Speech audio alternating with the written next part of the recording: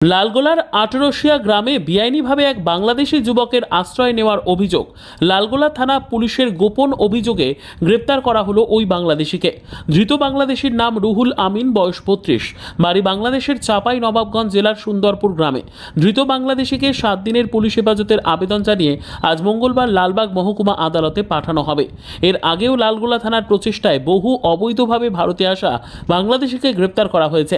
লালগোলা থানার পক্ষ থেকে জানানো হয়েছে ভবিষ্যতেও অবৈধভাবে ভারতে আসা বাংলাদেশিদের বিরুদ্ধে অভিযান অব্যাহত রাখা হবে। দেবাশিস এই দিক দিয়ে স্ট্রিট ফটো।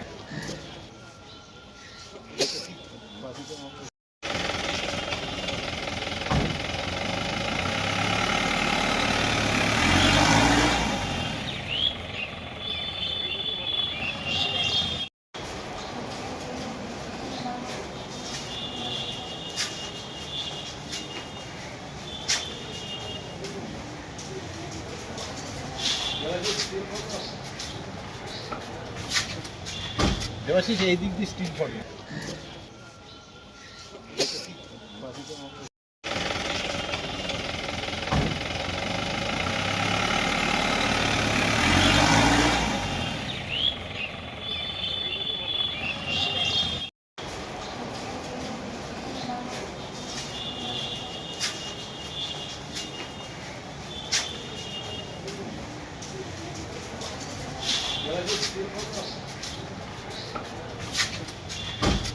এই দিক দিয়ে স্ট্রিট ফটো।